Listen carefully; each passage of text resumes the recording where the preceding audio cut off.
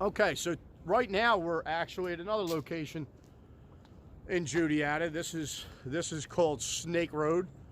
I've been on this a couple times already with my one wheel. This is a nice spot to ride, especially coming down from over this direction, back behind Friends Hospital. They got a nice little path that leads you to this bridge. And do we have a name for this? No, it's just the Snake Road Bridge. So this is like, I know Philly Captain was saying something about Fisher's Glen. Fisher's Lane. Fisher's Lane. Fisher's Lane, yeah. Fisher's Lane. If you notice, there's a lot of new brick and stone in here. And Ron was just telling me, and I'm pretty sure I've heard this from other sources, that this is one of the oldest bridges in Philly, in Philadelphia.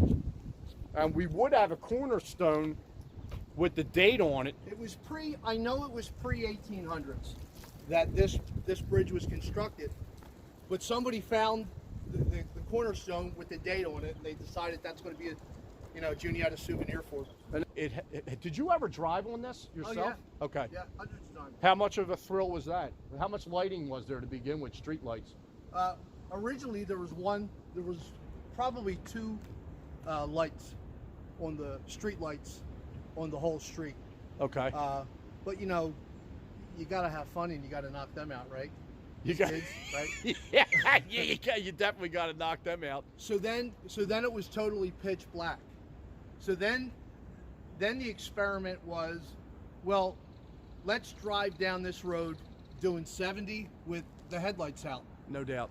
Yeah. So everybody had to take it a step further and further. You realize that, there used to be a house over here on the left that cars were virtually just running into and laughing and sorry, put it in reverse and then leave. Oh, goodness gracious. Yeah. And that was happening further down this direction, right? Exactly. That further stuff. down that way. The house crashing. Side. Yeah. That's first off. And how many? Wait. So there was a point in your memory. How many homes actually were on this road? I know there was at least two. Okay. There was at least two in the 70s here. Okay. And then, of course, you got, some people consider this a hot spot for swimming. Oh, yeah. Oh, why not? Hold on. Let's check the swimming out. Yeah. All right, swim. Dude, I remember when we used to play Juniata. I guess I don't know how many times, and it was probably this creek, too, that you went over, right? Oh, yeah. Over Juniata. There's the course right there. Oh, So that's where we would have come down at, to here, to where the fence is. That's where I wanted to come. Nice, I got you. You know what I'm saying? Yeah, I know. So if you want to just take a walk up here, yeah, we will. Well, I wanted to discuss. All right, we'll get into that real quick. So I remember crossing over and having like a little break from the golf because I was probably hitting up probably around 110 shots at that point. Yeah. And on a bridge on the golf course over here, and watch the rats swim up and down the creek. That was kind of cool because it was sure. They were like National Geographic. It was, and yeah. they were huge. If you grew up in Port Richmond or Juniata or Kensington and you wanted to come over here and see the wildlife, you had your plenty of rats, man. Yeah. Now every once in a while you'll see a deer. It might have spray paint on it. Yeah. Be a great example of kind of sort of what it looked. And right along the bank, they were having their own little swimming races. I mean, they literally could have walked on the bank, the rats, but they were like, nah, they would just jump in the creek and swim up and down it. Sure. Yeah, that was good stuff. Yeah. There's a reason why this road got closed. And Ron actually has, we're not going to get into the specific details, but he has a little connection understanding of why. And this, would you call this I Street instead of Snake Road, or is there an It's AKA? an extension of I Street.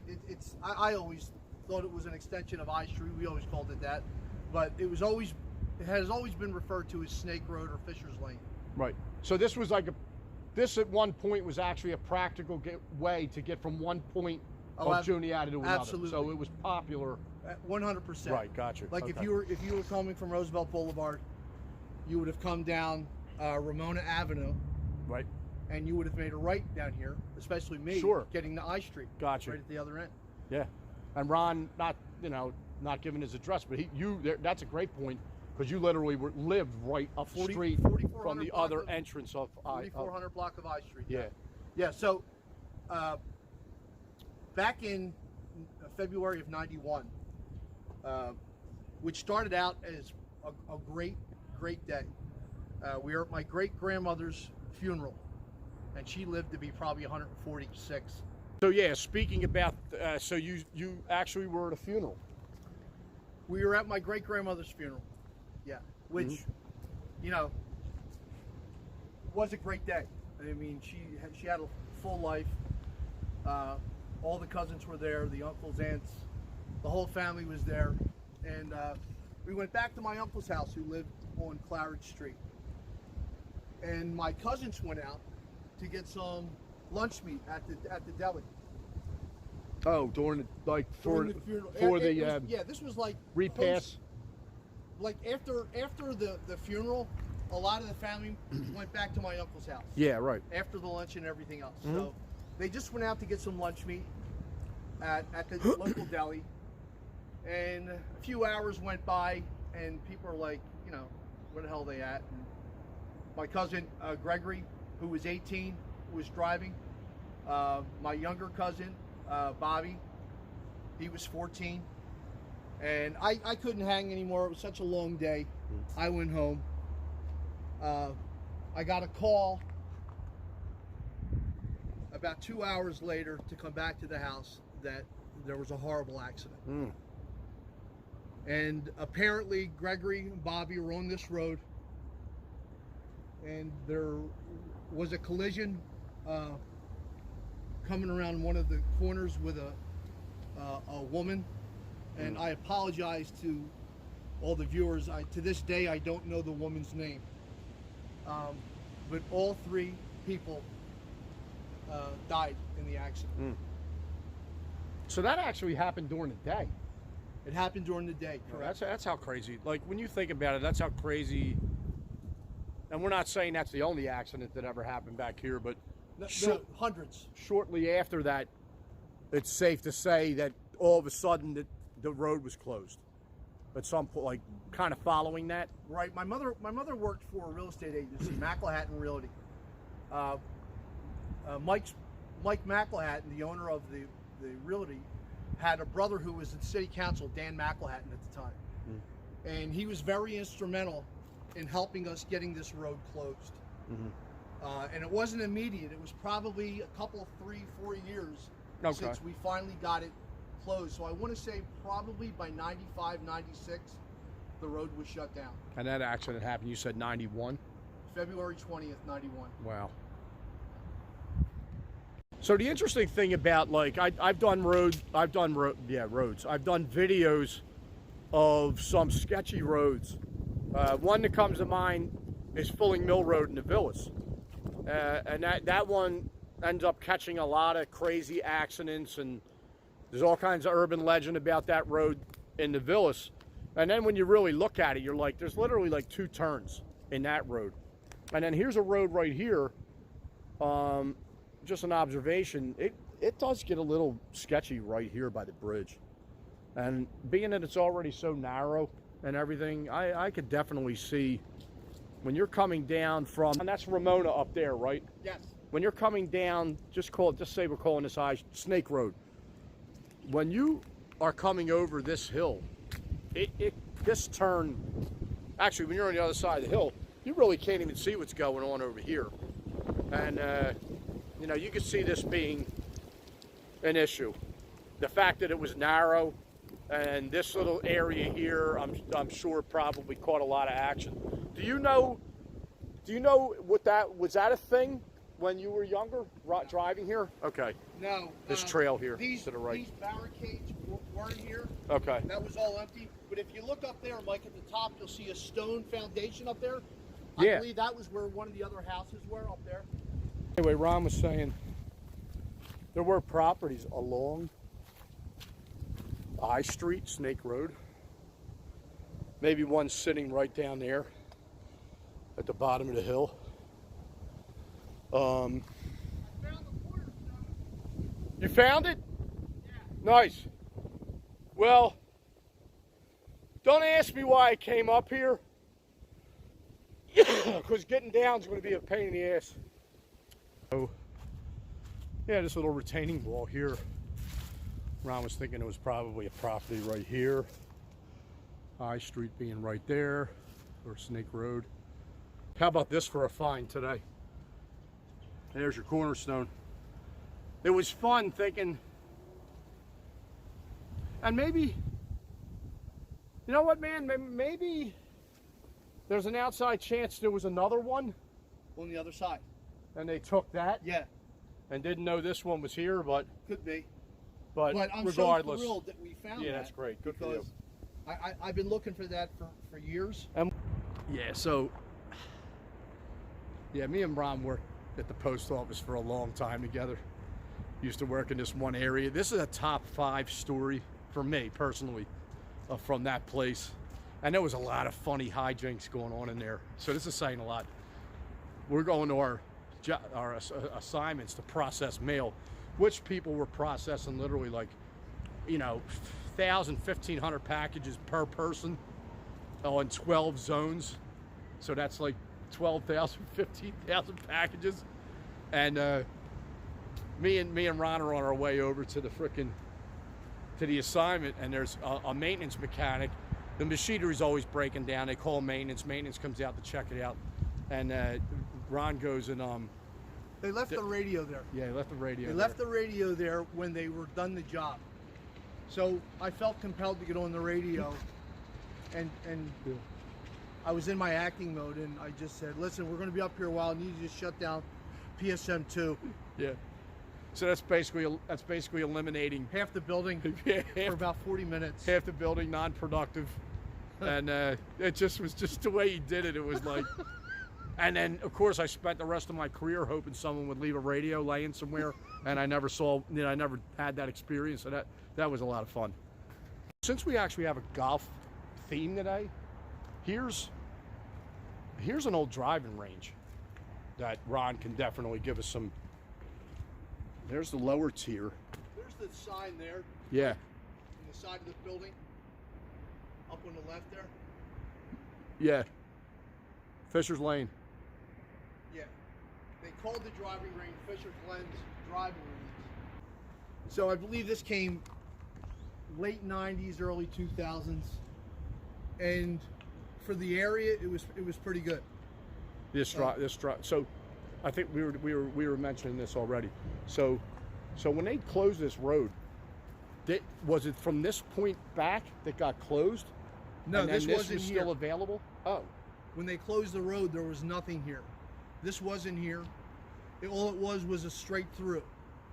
Initially, they decided they were only going to close it one way. So they made it a one-way street. One-way street. But so that was the initial upgrade. That was the initial upgrade. What direction? That way? You could go through from I Street to through there. Here. Okay, so Yeah. It was one way in that direction. Okay. The problem with that is that people were still using it 2 ways. Of course they were. Right? Yeah. Well, yeah. Yeah. Yeah. Makes sense. Yeah. And what were your experiences with this driving range right here when it was Fisher's Glen driving range? We were Ski and I forget who else was here. We were going to play over Juniata one day, and we stopped here to hit some balls real quick. So, as you can see, there's these utility poles along the right-hand side with netting. Oh, yeah. I see them. So, Ski is in the far right stall down here. Lower or upper? Lower. Okay. Lower. So he hits a ball and he shanks it. Now, 99 times out of 100, the ball just would have hit the net and dropped. Yeah. Right? Yeah. No, not this time. No. Not with this story. Oh, no. No, not this one. He hits one of those utility poles. Yeah. Bounces off, and there's a small little woman in the stall fourth, and she... Oh, my goodness. Ski yells, "Hey, heads up." And the woman looks up, and it hits her here. Not hard, but because there was so much spit on the ball, yeah, it looked like she got hit. Wait, where'd she? I'm sorry. Okay, where'd she get hit? Right here on the forehead. Oh my goodness. And it wasn't hard, but because of the ball was spinning with the dimples, yeah, it looked like Ski hit her with a couple hatchets. Oh my God. Yeah. Yeah. Ski yells over to her, "Hey, sorry." Go on. That was definitely a house here. Yeah, let's. I love the imagination of it. Like, you know, just knowing. If you look back there, you can see parts of a foundation that are broken up. Yeah. Yep. And a lot of that had to do with cars running right into it. Yeah, like, I mean, that could, you should, dude, that could happen. These trees Yeah, there's, no, but you know what? You got over here, you got all kinds of what could absolutely be foundation right here alone. That house came right to the road, Mike. There was a lamppost here that lit up the house, so you knew there was a house there. That's been going, shit, probably 40, 50 years. So you had to say there was a little lamppost here, and then... Yeah, so yeah. There were utility poles, telephone poles. Yeah. Like that one up there. Well, there was one here, right around this area. Like I said, there were only about 2 or 3 lights on the entire street. But this one illuminated the house that was back there that's now all rubble. And I think the guy got fed up when about the 5th car drove through his house. That's, yo. So yeah, so the driving range, that building there, none of that was here. There was a house here, maybe a house obviously a little further up on the left. There might have been a place. Yeah, a utility pole or two. Certainly not enough. But what a great breakdown of Snake Road. The legend of Snake Road. Yeah, so in closing, going back to 1991, it was a horrible, horrible day. Mm-hmm. And I just want my family to know that Gregory, Bobby, you're missed every single day, and we love you. Yep. Hear you loud and clear. That's crazy. Good God. We'll be back at some point. It's a nice little spot to ride to. Yeah, but given some details about Snake Road, I really appreciate it, Ron. I really appreciate it. Oh, no problem. Ron will be back. We got stuff planned coming up in the future. More digging in the corners of the odd and bizarre city that we've been born and raised, Philadelphia. There's some other things that we're... There's a couple little areas, nostalgia-wise, that we're going to hit on. Yeah. I'm sure a lot of you remember the Lincoln Drive-In. Yeah. There's a little teaser. Yeah. So anyone waiting on what was the Lincoln Drive-In, you're going to find out what the Lincoln Drive-In was all about, and who knows, we'll dig up some other things as well. But thanks for watching.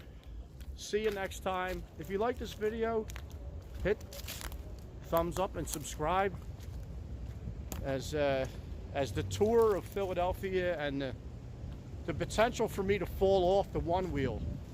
There's a lot to look forward to with this channel. All right, Ron, thanks a lot, bud. Peace out.